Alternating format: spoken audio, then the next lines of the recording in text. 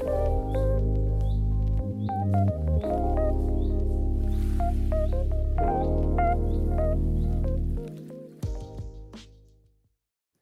everybody. Thanks for joining us here. So we've got a good session for you today with an absolutely amazing group of folks to present.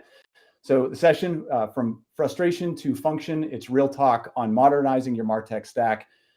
And it rolls right off the tongue, as if you try to say it 5 times fast, there might be a prize. What do you do at Iterable? And I think let's make it a little bit of fun, right? So of course we're marketers.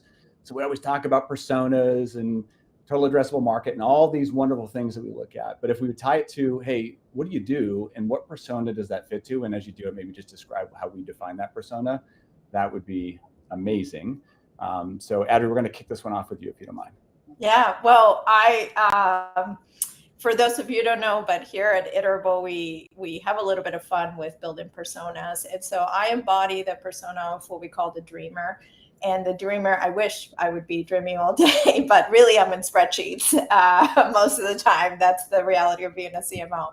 But what that means really is that my role is really to look at, how do we drive growth for the company, and the strategies to get there. And that comes to, pillars of how do we build a community, engage our customers, better support, how do we go to market with a messaging, and of course, how do we, build a great growth engine on the Mangen that, Mike, you lead. So those are like the 3 pillars of like the strategic sort of sense.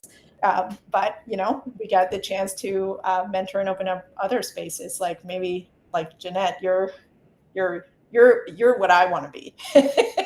So, well, I mean, if you don't mind me going next, I mean, the good news is that I actually did not start as what we call the builder personality. When I first started working with Iterable, so I've actually chosen our product 3 times in a lot of ways. I selected us as a vendor at my 2 previous companies and implemented us there. And then when the recruiter came calling, I said, yes, I would gladly come work for you. And what sounded to me at first, I was kind of like, are you making this job up? Because it sounds too cool. So I'm a senior marketing operations manager here at Iterable. There's actually 2 of us. Justin is kindly running things behind the scenes right now. But my focus is actually Iterable at Iterable. So building out our platform so we can drink our own champagne, use it for marketing campaigns. And like I mentioned, I started off really much more on the maker end of the spectrum, and just over time have built out the technical knowledge that I've needed to occupy what I think is sort of my true mentality of this builder mindset of, making sure we're operating efficiently, that our team can use our tool really effectively and to sort of its maximum potential. Yeah, and you've had a huge impact on ensuring that the broader team is using it to the highest potential. So that's been awesome. Katie, not last but certainly not least on this one. Where do you fit? What do you do? Sure. So my role at Iterable, as you can obviously see on the screen, is integrated marketing. So it's my responsibility to essentially develop and execute, in particular, marketing strategies across multiple channels and platforms. So trying to get that cohesion and alignment across what we're doing on every channel. So I consider it to be a bit like an orchestrator of everything that's going on channel-wise. And in terms of the persona, so as the name suggests, it's maker, which essentially means I'm very much doing things. I'm in the execution side of things, very much like a practitioner. So all of the amazing things that Jeanette sets up and Adri gives me as visionary ideas, I kind of try and put the magic into reality and make that happen. So for me, I spend a lot of time executing activities and tactics in various platforms within our Martech stack, of course, of which Iterable is one. And Adrian, you said earlier, what you like about a maker is you can be both kind of left brain, right brain, which I think is something that I personally love about being a maker, because it's like finding that blend and balance of kind of creativity, but kind of like the data side of things as well. So yeah, I am definitely an executor. All right, so we're going to make it a little bit spicier now. We've talked about the good stuff. What are your roles? But it wouldn't be a good marketing discussion if we didn't talk a little bit about pet peeves, right? So I'd love to know what's a personal pet peeve with Martech? One thing you'd like your fellow personas to know. And I have to share, like, these are always fun discussions. We did I think it was in Denver a while back. I made the mistake of sharing that I hate when I have to stand on a people mover as a pet peeve, and didn't go business related. It upset a lot of the room. So we're not going to do that. It's more on Martech pet peeve. So I guess whoever wants to kick this one off, go ahead, please. I'm happy to take one for the team. Well, I say one pet peeve. Are we just allowed to pick one, or can I just keep riffing loads of ideas? How long is this webinar? How long do we have? The webinar finishes. We'll have you publish a blog afterwards. Yeah. No, I think as someone that spends a lot of time in tools and technology, I think my personal pet peeves with Martech stacks in generally is inflated tech stacks. I've been in companies before where there's been like a completely inflated tech stack, so having multiple tools to essentially do like similar things, or a load of kind of random legacy tools that aren't serving much of a purpose anymore. I think for me, I hate having to jump between tool to tool. I like to have everything in one kind of consolidated place so that I don't have like the friction of moving between tools and the data silos and that kind of thing. And then another one for me, of course, in light of this webinar being about modernizing your Martech, the second one I would say is kind of clunky platforms or more kind of like on the legacy platforms. In particular, I don't want to be dialing in to a platform and making it look like I'm dialing into like Windows 3000, and that's not just, or even 2000. That's not just a like a UI thing, but I think just like the inflexibility of some platforms, I am very much like trying to work out how to get things done. So if I have limitations in my way, then that can be quite frustrating for me. And yeah, as I said earlier, I like to consider myself to be creative, and I like to ideate and brainstorm things which are potentially possible. So if I've got something that is going to hold me back from doing that, then that for me is a pet peeve. And then there was a second part to your question, which was about what would you like your other personas to know? I think Jeanette, as the builder, I guess, thank you for putting up with the weird requests or ideas that I've got. It's quite nice to ideate things and then you can sort of build them out. So that is, yeah, thank you. And then I suppose more from like a builder side of things, like, as I said, I love building and like ideating. Sometimes it might seem like I'm not pushing back, but it might seem like the cogs are turning in my mind as I'm thinking about how to actually like translate that vision into reality. So yeah, I think that those would be my main pet peeves and things to note. Katie likes to move quickly, for sure. Yeah. Yes. What about you, Jeanette? So Katie mentioned inflexibility, but I'll also frame it in terms of the data. Nothing drives me crazier than when I get into a platform and realize that I have to abide by, say they label everything in snake case. That is going to have me cranky. And it makes me even more cranky if I can't sit down and kind of define and organize things the way that we have our sort of core schema that's set up in Iterable. In terms of kind of the what I'd want sort of my fellow or the other personas to know, Katie, I love as much weird stuff as you can throw at me. The main thing is just to bring me in early so that we can kind of work together to get something, in a place where it works with our tech stack, so we can take advantage of the tools and features that we've got. Or if I do need to build something out, knowing that I have, if you're coming to me at the last minute, I'm going to be like, well, I can't enable that piece for you. But with enough time, I'm always eager to get weird and do something really cool. Yeah. That's so funny. So again, I have the advantage of being old. So I've been on both your shoes, and those going slow drives me crazy. I will say, like, when I started my career in email, like ESPs were being built. I was at Amex, part of the team that built that. The slowness has definitely gotten so much faster with technology, but yet still, right? And I still feel like the biggest slowness right now is the data, right? Not having access to. So I empathize with you all the time, and any kind of dependency that we have in other teams to be able to get that. So anything that helps us get there, I still feel it.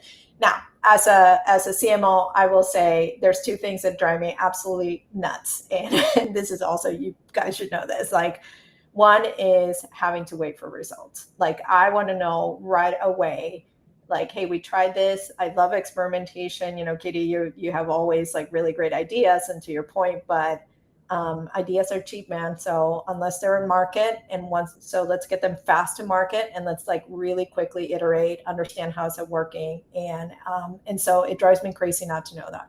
The other thing that drives me crazy is like, look, my job is just to mostly, secure resources, time, and develop a strategy to, help the team basically know where to go. But you're the ones that create the magic. You're the ones that actually make that happen. And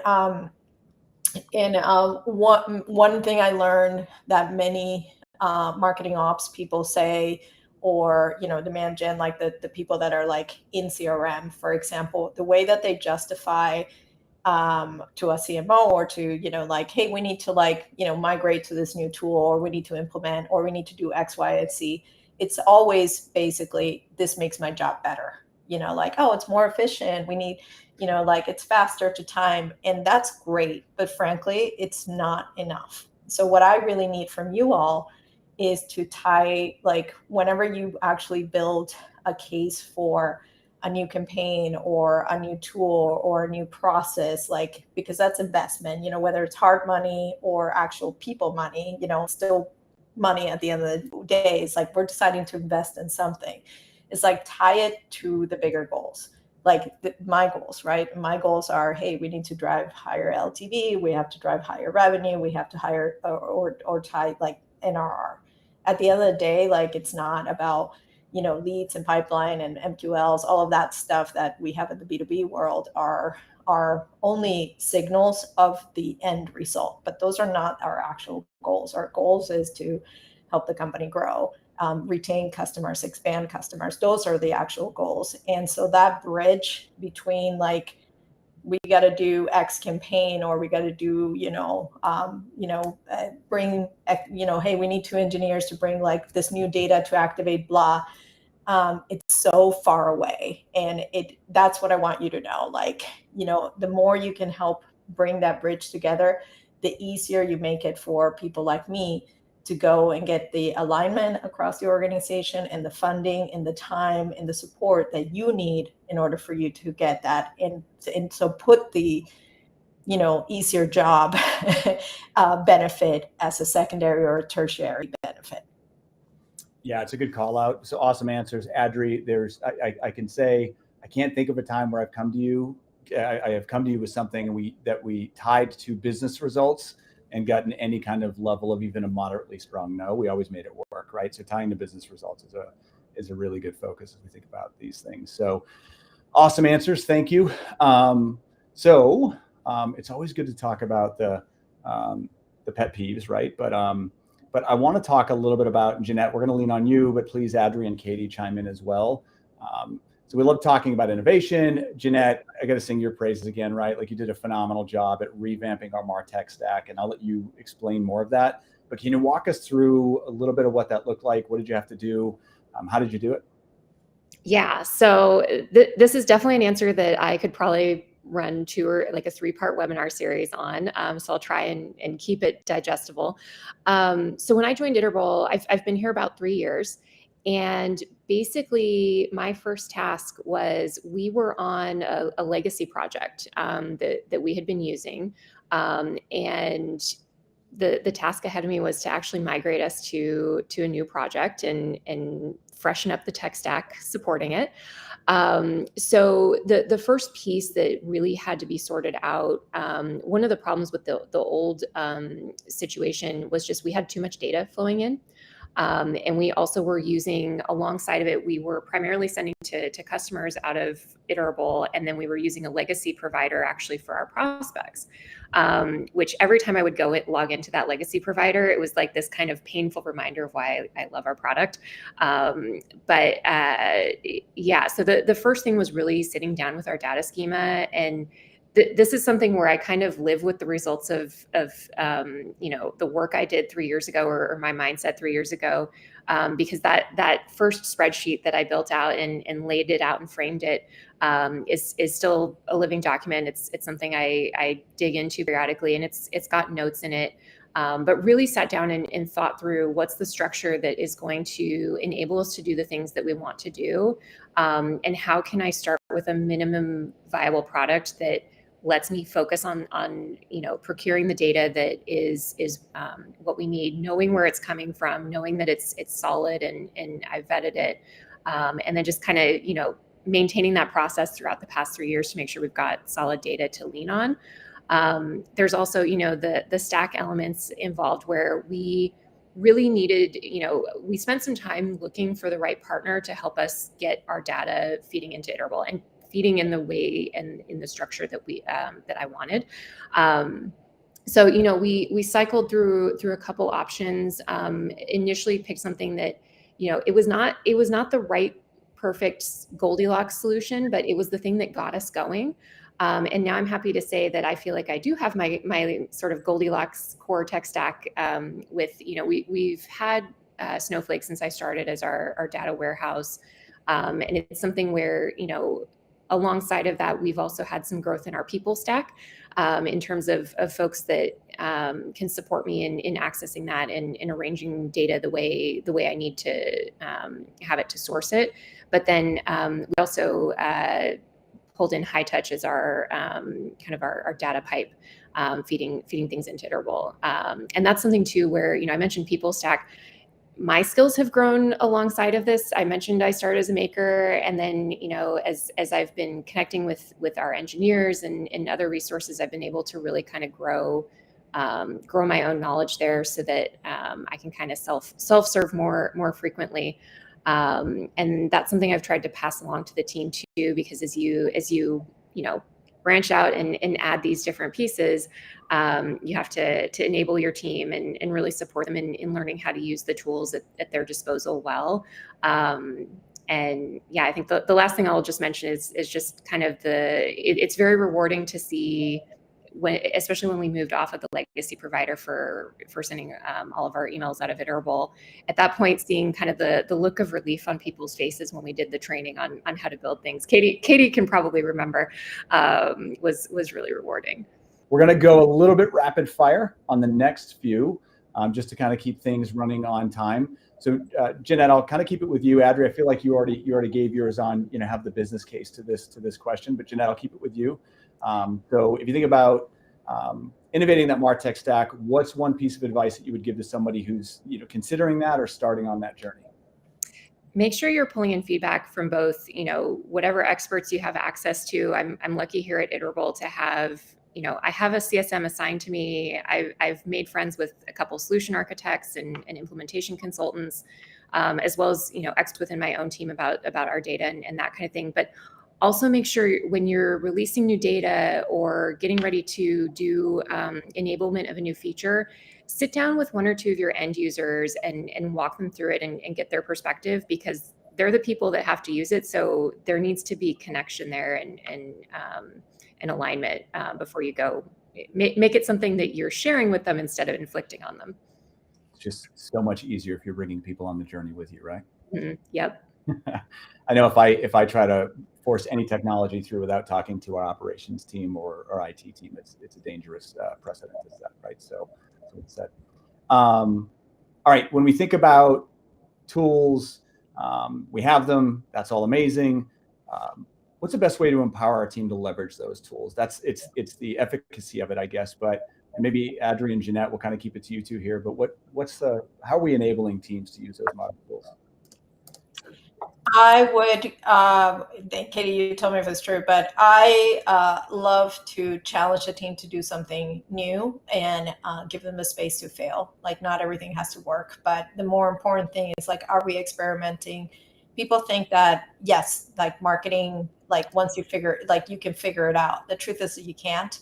Like, you might have a campaign or a method and stuff that is like true, but over time that always degrades, whatever. And so the teams, so if I think like a great way to empower is to just like understand that to be a great marketer, to be a brand, it's like engaging, acquiring, renewing, and doing all the things that you want to, driving more purchase frequency and all those things. You have to be on the cutting edge. You have to be experimenting, which means not everything you're going to do is going to work. So that's my stance, is like, it's let's get things into market, try it out, and not everything is going to work. Katie, is that motivating, or is that? Yeah, but I hate failing, so it's not good. I want to fail. Failing, it's learning. No, it is learning. You just touched on Katie's nightmare of failing at something. So well done. I mean, it is funny. I think that the fear, I mean, you say it a lot, Mike, it's like, what is it? The enemy, the perfect, not be. Perfection is the enemy of good. Yeah, that one. But yes, I do think that actually one of my great mentors, Elisa Fink, was CMO of Tableau, always was like, it is important to know not everything has to go for perfection. And I know that goes against many marketers, but to quote my mother, in business, it's more important to be on time than to be perfect. And so I really live by that, because timing is honestly more than half, like 60-70% of the battle. So I encourage you all to, like, you have and again, like, I see so many tools that get underutilized, because they're doing new things, and we're like, well, we're going to wait till it's proven and stuff. Like, try it out.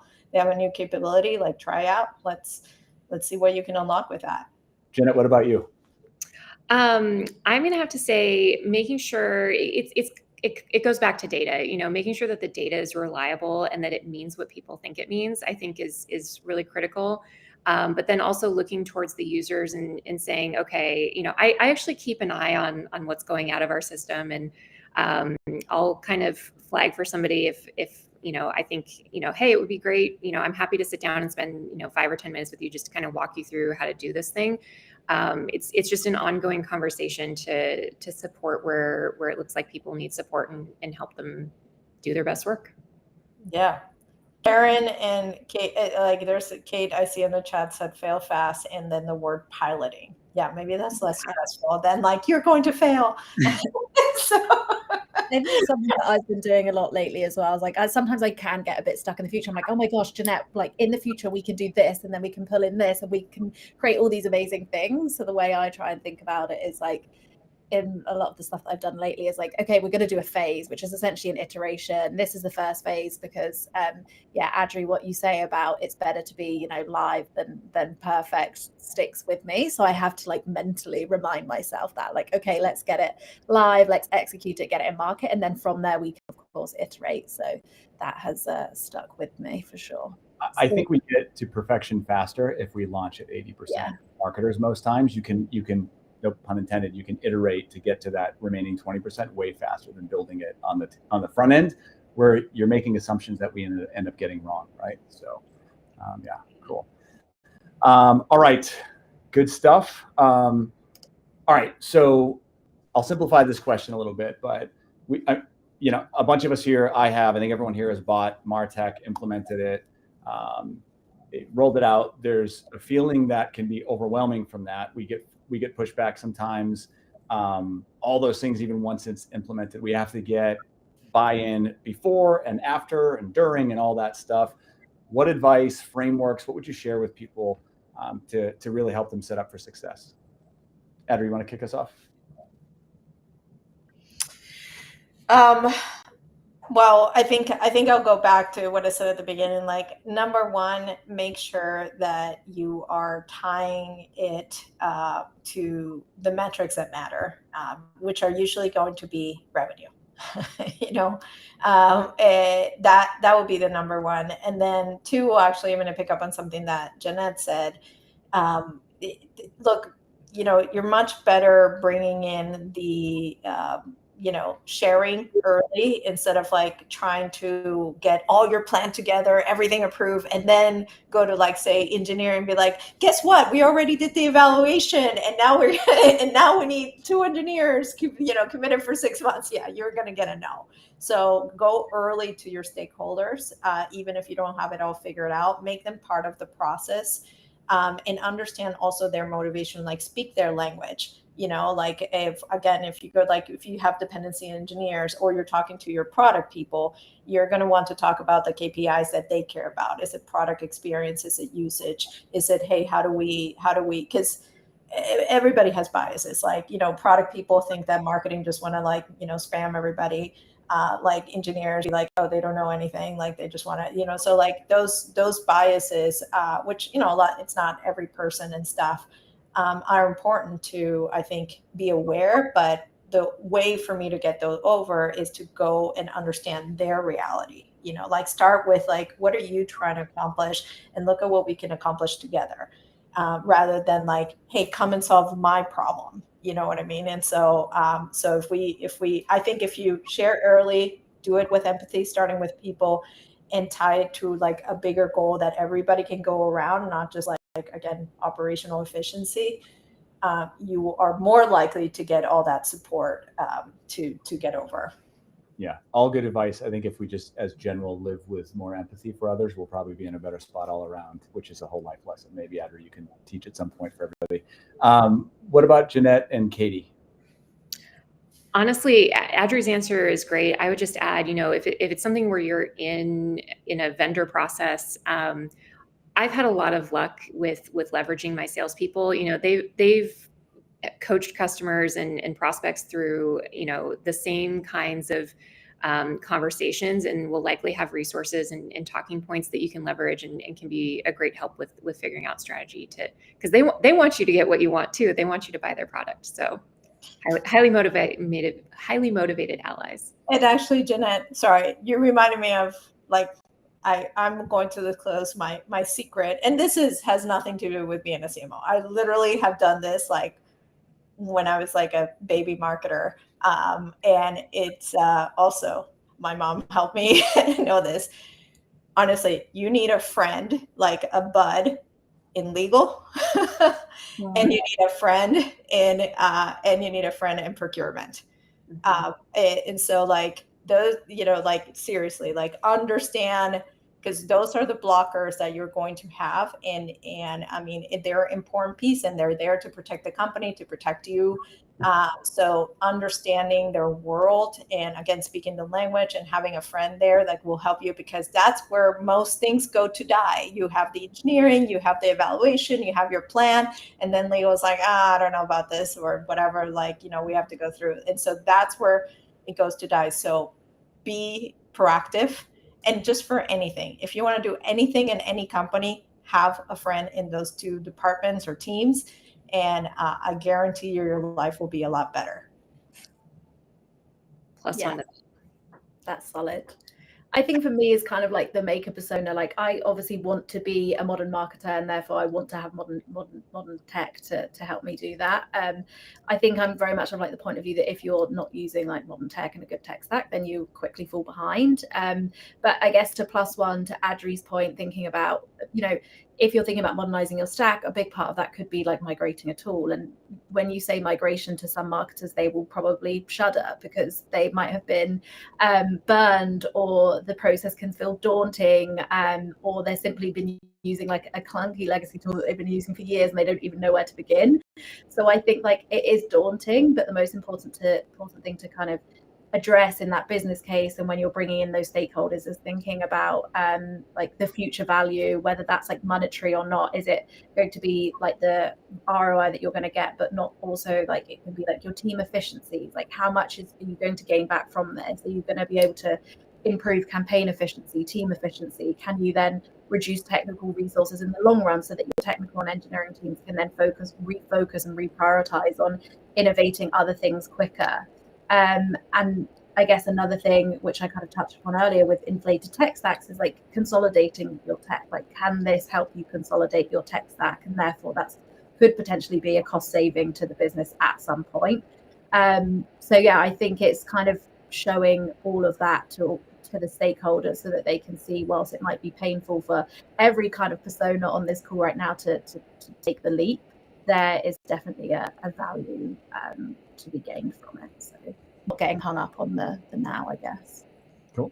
I like it. All right. I know we're coming up on time, so real quick, just one of you, whoever wants to answer it first, 10-second answer. Kind of, we're going a little bit lighthearted on advice. Someone looking to grow their career, what advice would you give? Who wants to take it? I learned something at, I think it was a Women in Martech event by one of our partners, Movable Inc. last year. I think it was their CMO, Alison, who said you should build a board of essentially like a personal board. So a robust network of mentors, sponsors, whether they're external, internal, to help you with like advice and decisions and just to chat through things and mull things over. So I quite liked that concept of having a personal board. I also like the idea of having a hype folder, which sounds super cringy, but it's basically just, I just have a Google document and I have a list of all the kind of like things that I'm proud of, or, you know, nice shout outs that I have. So it helps me not only if I'm like having a moment of imposter syndrome, but also then, you know, it helps for adding things to your CV and making sure you don't forget all of the amazing things that you've done in your career. So those are my two things. Love that. Love Alison too. She's a great woman leader and leader in general and CMO. So, you know, I will say that in addition to that, always learn something, and it doesn't matter how senior you get or how like, you know, like and actually don't forget to do. So you have AI tools, or you have to email, like always like sign up for things, do courses and stuff, and you can do things on your side. Like I'll give the 5-second, but when I moved to the West Coast and it was 2000, you know, I graduated 2009, really bad job year. And I mean, all I had done my entire life was like digital marketing, demand gen, or anything. I ended up moving to comms. And that happened because I went to school. I was learning all about social media. I did everything from like editing videos to creating all that stuff that I had never done myself. And I had a robust portfolio that repositioned me. So, and that was all like on my time. I didn't have a job to do that. I started consulting to literally teach companies how to do Twitter at the time. Like that's how my income started. And that helped me open up a whole new career field that I had not anticipated, you know? And that's how I moved to brands and comms. So it is worth sometimes to like invest in yourself. I think that's the 5-second thing. It's like invest in yourself. Education and learning is always going to pay you more. I love it. I think well said on all fronts. I've been blessed with an amazing mentor. I'll give her a shout out here, Lisa Ames. She's a CMO at Norris Venture Partners, who is both brilliant, but also knows me well enough, who can call me on my BS and be like, no, Mike, this is your fault. And that level of transparency has been critically important for me. So well said. We're going to start closing it out in the interest of time. So thank you all for staying with us. I love the discussion. Thank you, Katie. Thank you, Adri. Thank you, Jeanette, for your insights. Super helpful. But of course, I'd be remiss if we didn't take the opportunity to share. We've got a pretty sizable event coming up in about 2.5 weeks, a little thing you might have heard about called Activate Summit. Hopefully some of you all have been there. Can we blast that up in the screen? And then if you want to register, please, we'd love to see it's coming up in San Jose. And we will also follow up with emails to make sure that you have everything to be able to register. So Activate, love to see you there. There's also some tours around the country and world, and even a virtual one that you can sign up for. Of course, thank you all for joining today. We'll send this out as a recording. I think we'll do a play as well. And then I hope to see you at Activate or some other future event in the future. Take care.